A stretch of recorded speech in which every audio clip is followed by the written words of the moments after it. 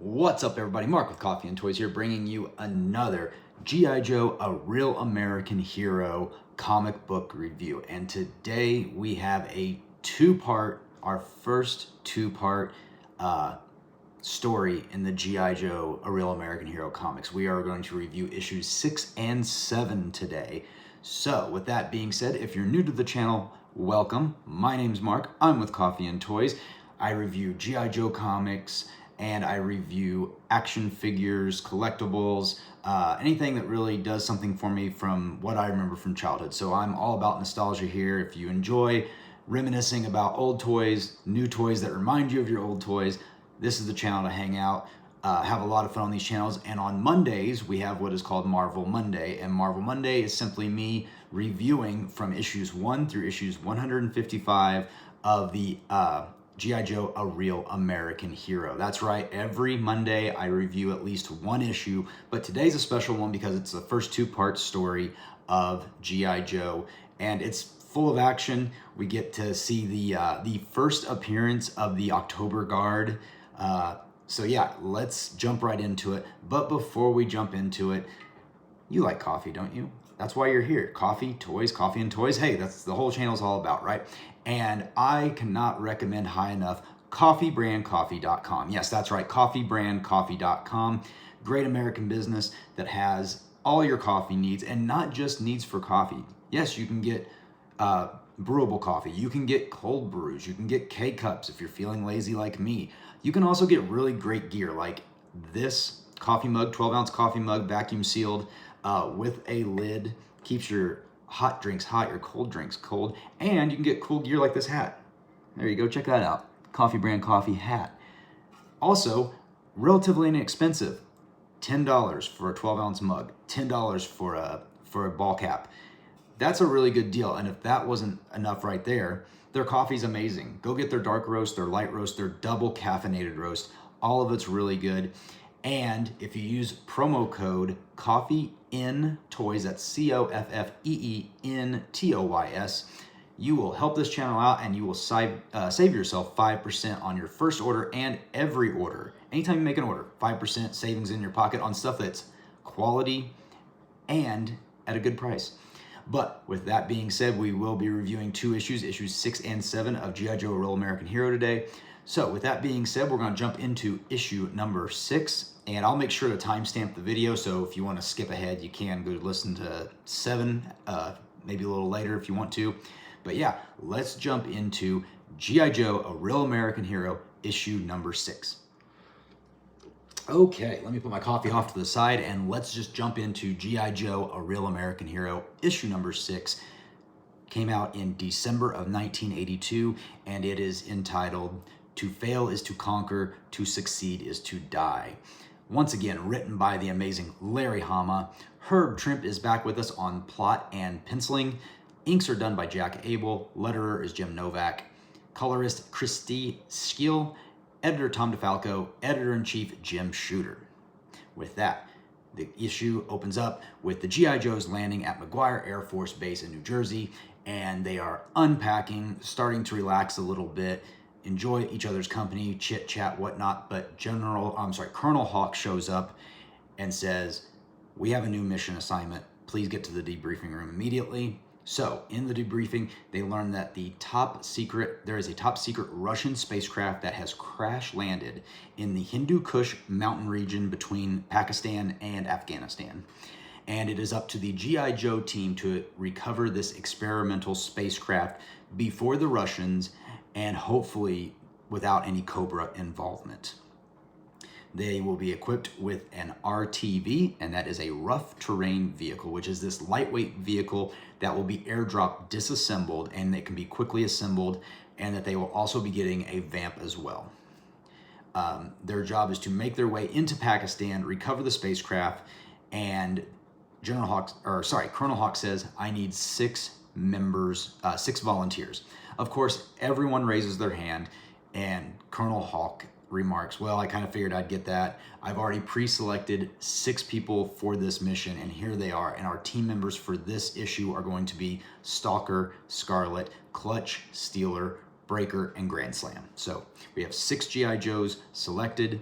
The GI Joes, as they lift off, they're flying out of the Air Force Base, and as they're leaving, we see this shadowy figure in a communications, radio setup, whatnot. You can't see him, you see the back of his head, and he is secretly transmitting to Cobra Command, and he is actually communicating, yes, the GI Joes just left. They will be heading into, the Pakistani, Afghan airspace at this much time. And we actually find out that it is Hawk that is giving this information to Cobra. So did not expect to see that. That blew my mind when I read this. And yeah, Cobra Command and Hawk seemingly working together. Well, with that being said, the GI Joe team is airdropped into the Hindu Kush Mountains of Afghanistan, and they meet up with Ahmed, the local rebel leader, and a CIA informant. After a little bit of back and forth, Ahmed takes them to the mountain cave where the rebel soldiers have already boxed up the pieces of the spacecraft, and they're like, here it is, it's ready to go. We had a heck of a time getting all this stuff together, but and Ahmed makes a joke, maybe you can remember us rebel freedom fighters by giving us some US grade weaponry, and that was kind of an interesting thing because that kind of stuff really did happen in the 80s. It's very interesting how that's played into even today's wars out in the Middle East, but I digress. So the Afghan rebels, they've escorted escort the GI Joe team with the spacecraft in tow to their waypoint. And I should also mention that they actually do have to assemble the RTV, the rough terrain vehicle, and they assemble this massive machine in 23 minutes. So that was actually very impressive that it really could be put together that quickly, but we never actually got that as a toy. So anyway, I digress. As they are reaching their waypoint, of course, they are spotted by none other than the October Guard. So we will find more out about the October Guard momentarily. So the Joes, as they're driving forward, they reach this huge crevice in the earth, and they're unsure how to pass it, when suddenly they are fired upon. The October Guard, whom are Colonel Brevkov, Diana, Stormovic, Horror Show, and Shrage. I think that's how you say it, Shrage. Drop me a comment if I'm not pronouncing that right. They get the jump on the GI Joes, and they say, hey, lay down your arms and surrender the spacecraft parts. We are here to recover this for Russia. The Joes quickly move to get the RTV. They're like, how are we gonna get across this crevice and take care of them? They actually use the RTV to lift the vamp over the crevice, and so the Joes start attacking the October Guard, and they actually manage to pin the October Guard down because they have I was funny, I read this because they say, who always wins these fights? The person with the high ground. And anytime I hear that, if you're around my age, you probably immediately think of Obi-Wan Kenobi from Star Wars, high ground, Anakin, Revenge of the Sith. Anyway, they said that, and it made me chuckle as I was reading it. And so they're pressed down, and the October Guard's like, no, here's what we do. We've been fighting all our lives. We continue to fight, and they basically make this suicide run directly at the Joes. And they continue fighting for a few more panels when suddenly Cobra shows up, and Cobra Commander walks out, and the Cobra troops are more than enough to deal with both the October Guard and the GI Joe teams. Cobra Commander says, lay down your weapons. They lay down their weapons, and the actual issue ends with both teams standing helpless in front of the reflection of Cobra Commander as he announces for them to be executed. And that's where we end issue 6 of our two-part story. So with that being said, we're going to jump right into issue 7 of G.I. Joe, A Real American Hero. But before we do that, I do enjoy having Herb Trimpe back on the issue. He does give the characters a little bit, his art style is a little more realistic. To me, it seems, they seem like more real on the page, if that makes sense. So I always enjoy seeing Herb Trimpe's art.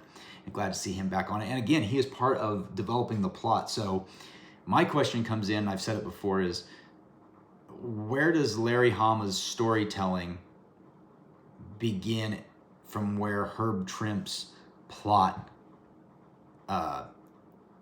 where does one end and where does one begin, and how did they work together? And I don't know the answer. If you guys have ever been to a G.I. Joe con or anything like that, and you've heard Larry talk about it, I've been to quite a few, but I've never really heard how him and Herb Trimpe worked together on some of these.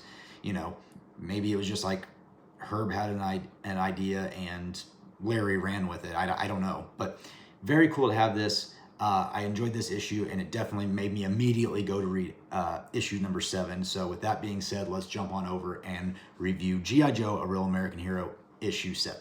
All right, G.I. Joe, A Real American Hero, issue number 7 starts out with the exact same thing as we ended issue 6 with. We have Cobra Commander standing in front of the G.I. Joe team. But before I get ahead of myself, let me once again give credit where credit is due. G.I. Joe, A Real American Hero, issue number 7 came out in January of 1983. Scripter, writer, Larry Hama once again. Plot and penciler, Herb Trimpe. Inks, this time, however, done by Chick Stone. Letterer, Jim Novak. Colorist, Christy Scheel. Editor is actually Danny O'Neill. And editor-in-chief is once again Jim Shooter. So they did have some slight switch up between the two issues. But that being said, the issue does continue off right where we, picks up right where we left off with issue number 6. Cobra Commander standing in front of the G.I. Joe and October Guard teams, weapons laying at their feet, and Cobra Commander basically gives his troops the kill order for the G.I. Joe team and October Guard, and Cobra packs up the space craft debris, and they are exiting, and 2 lone Cobra troopers are left over to have the perform the execution of these 2 highly elite forces, which to me is very strange that they would just leave 2 guys and that's it. You know, classical evil blunder. Just leave and assume something's going to happen. But I'm getting ahead of myself. So as Cobra is leaving, Clutch tells Breaker we have Cobra right where we want them, and Breaker's really confused. He's like, we're going to be buying some prime real estate in Arlington here in just a few moments. What's going to happen? What do you mean? And Clutch secretly reveals that he has the remote to the turret of the Vamp. And with that, as the Cobra Troopers take aim to open fire, Clutch kills them using the Vamp's remote control turret, which I thought was really crazy. I guess they didn't even bother to pat these guys down. They just said, drop your weapons, and assumed that was the end of it. But maybe they didn't know the Vamp was remote controlled. Anyway, as the 2 fighting forces gather their gear back up, they discuss how they're going to reobtain the space parts. And essentially they agree to the enemy of my enemy is my friend kind of thing, where the October Guard and G.I. Joe will team up to stop Cobra. And when it comes time to recover the spacecraft debris, that's when they'll worry about it. But they need to actually get to Cobra now. They set up that they're basically going to attack with a few different teams all together. Specifically, that Flash, Stalker, and Scarlet are going to go through the hangar. Breaker, Steeler, and Siraj are going to go through the roof. And the rest of the teams are going to attack this Cobra base or bunker from the sides. As the roof team gets up on the roof, they are alerted by Cobra. And we actually get to see Cobra Commander for the first time swap from his hood to his battle helmet. So I thought that was really kind of neat, because we start the issue off with him in his helmet. He switches to his hood, switches back to his helmet, and that was kind of fun to see. And he says, burn the ones on the roof. So we have an issue with Breaker, Steeler, and Siraj. They're on the roof. And I believe it was Breaker says, man, something on this roof pattern seems really familiar. And Siraj says, oh, what do you Americans call it? A hot, he keeps saying, he goes, like, finally goes hot plate. And as he says it, they are electrocuted. That is right. Steeler, Breaker, and Siraj are all electrocuted on the rooftop. Not dead, but they do get injured. So, thought that was very interesting as well. Meanwhile, Clutch has lost radio contact with Breaker, and he's radioing Stalker saying, hey, something's up, something's happened to those guys. And Stalker's like, dude, cool down, it's okay. And as he's doing that, he accidentally, Stalker steps on a plate, and this large wall or roof panel, something, comes crashing down, almost smashing the Joe team. And if that wasn't enough, then all of a sudden the passage is flooded with water, and we see the G.I. Joe team, who is now includes Scarlet. So we have Scarlet, Stalker, Flash, and I feel like there's somebody else. Maybe it was just those three. They're getting swept down this passage by all this water. Scarlet actually manages to take one of her throwing stars off her wrist and stab it into the wall, and is able to make it into a grip so they can hold on. And with that, they are managed to get to higher ground, to dry land, and they continue to advance on Cobra. In the meantime, Cobra Commander, his cronies come up and tell him, hey, the Joes and the October Guard are still pressing forward on us, and should we put Operation Doppelganger into effect? Cobra Commander thinks about it and says, yeah, would not be a bad idea to put that into place. So we're left, what's that mean? After getting off the floor that was flooded, the G.I. Joe team starts hearing these strange hissing sounds, and they're like, oh great, now they're going to try to gas us. They try to crush us, they try to flood us, and now they're going to try to gas us. But no, it actually turns out to be a nest of king cobras. And Stalker makes the comment, hey, yeah, they can spit venom up to 10 feet. And Flash, however, says, I'm going to disperse these things. And Flash just makes mincemeat of these king cobras with his laser rifle. And, sorry, I got to move my notes a little bit. And with that being said, they encounter yet another group of Cobra soldiers. And they have a brief firefight between the two groups, which ends with Stalker launching some C4 in their general direction and blowing them to smithereens.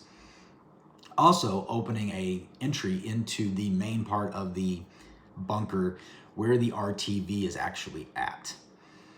So at this point, they go in and they're going to get the spacecraft parts back that are still in the RTV, and the October Guard also show up as well. And they start kind of saying, okay, who's going to take it? They're starting to get into kerfuffle again. And Cobra Commander comes over the loudspeaker and says, once again, I've got the jump on you. And of course, all of his troops are there. And Cobra Commander comes out, and he's basically like, lay down. It's the same thing as before, lay down your arms kind of thing. Except suddenly one of Cobra Commander's own troops grabs him around the neck, puts a pistol to his head, and it is revealed that it is none other than Clutch. Clutch has managed to secretly sneak into the base, disguised as a Cobra trooper. More on that later. He has him dead to rights, and he's holding the pistol to Cobra Commander's head, and he demands that Cobra Commander tell his troops to lay their weapons down. He agrees to it. The G.I. Joe team and the October Guard start picking up their weapons, and Stalker basically says, we're going to take Cobra Commander with us as a hostage, and that puts pressure on the October Guard. Colonel Brevkov says, I can't allow you to do that. If I came back to Russia without Cobra Commander, or if you guys left with Cobra Commander and the spacecraft materials, that would be highly unacceptable for us. And Stalker's like, well, what do you mean? What are you going to do? How are you going to stop us? And Brevkov says, by eliminating the hostage. And he shoots Cobra Commander directly in the chest. And when he shoots Cobra Commander in the chest, we find out that this is actually a dummy with a loudspeaker in its chest, and that was actually Operation Doppelganger. Cobra Commander is still on the loudspeakers talking, saying, I plan for all these contingencies, you're not going to be able to catch me. But the G.I. Joe team does make off with the RTV and the spacecraft debris, but no Cobra Commander. And we actually get this scene where Diana's like, give us a ride out of here at least. And Stalker just, I don't know if it's a backhand, but I'll put the picture up. He smacks her out of the way. And I'm like, woof. And I think Clutch even says, wow, Stalker, you've got away with the ladies. Definitely would not fly in today's world. But it was, to him, just another combatant. So with that being said, they take off. And as they're driving away, Stalker says, so, Clutch, how did you manage to get this outfit, this getup? And he goes, well, as we were approaching the base, and I had been ribbing Scarlet about her makeup and using the rear view mirror to fix her makeup, I noticed that there was a Cobra in the back seat, and his head popped up in the rear view mirror, and so it shows he's got this he's holding this busted microphone, and Clutch just banged him over the head with it, took his gear, and was able to drive right up into the Cobra bunker. No one said the wiser. So Cobra's not doing really good on their checkpoints. So thought that was kind of funny that he was just able to waltz right into the base and actually hold hostage Cobra Commander, or who he thought was Cobra Commander. But essentially that is where the issue ends. We do get a small couple panel epilogue to the issue, which is kind of fun because the epilogue basically shows the Joes returning to base, and they tell Hawk, hey man, that was a rough mission, but we managed to get it done. We have retrieved the spacecraft debris and mission accomplished. And Hawk says, very good, very good. I suppose I can tell you the truth now. And Stalker goes, well, what do you mean the truth? And Hawk says, you guys were a diversion for Cobra and the October Guard the entire time. We actually airlifted the spacecraft parts out a day earlier. You guys just picked up a box full of junk metal. And the issue actually ends, the final panel is Hawk saying, excellent team, excellent work team, excellent work.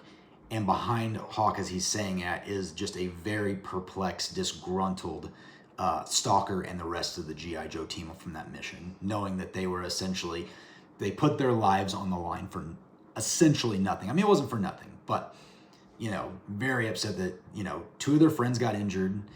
Breaker, who was it? Breaker, Siraj, and Steeler got electrocuted. So two of the G.I. Joes got injured during the mission, all for just to be a diversion. So that's kind of what I felt the end of the issue is trying to convey, is that in, you know, in war, there will be casualties, there will be sleight of hand. But man, that ended issue 7. That ended a wonderful 2-part series, which now I kind of understand. Now, let me give you just a quick little what I think about this story and kind of from my perspective. I never was really a big fan of the October Guard, and my first G.I. Joe convention was in 2012, and the G.I. Joe October Guard, the convention set was the October Guard with the Iron Grenadiers. And I remember being kind of let down. I was like, man, there's no G.I. Joes in this, but everybody was super excited about this set. Like, it's one of the most desirable sets now on the secondary market. And I'd never been a big fan of the October Guard, but now that I have reread issues 6 and 7 and got their first story, I can't wait to read more about them. But yeah, now it just means a lot more to me after reading that issue. Man, I wish I had that convention set still. Got rid of it years ago. Story of my life. I have stuff and I get rid of it. But yeah, fantastic storytelling, great storytelling.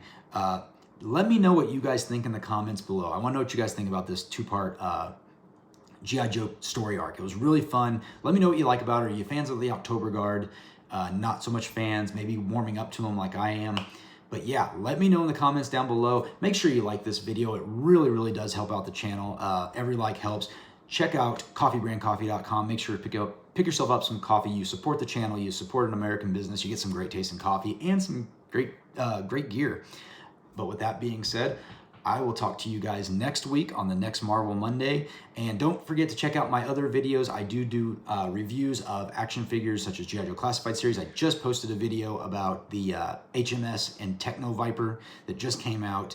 And of course, I did miss the retro G.I. Joe unboxing and review, but I replaced that with an On the Hunt series that's going to be going on here. I'm going to try to do 1 or 2 of those a month maybe. Let you guys know what I am trying to add to my personal collection. If you watch that On the Hunt video, I actually was able to find the very first classified figure that was released in the line. That was the 00 Snake Eyes. I was able to find that, do a great trade deal with my local hobby shop, Hero Headquarters. Make sure you check them out too. But yeah, with that being said, like this video, subscribe down below, check that link out, and I'm Mark. You've been watching Coffee with Toys, and I'll see you later.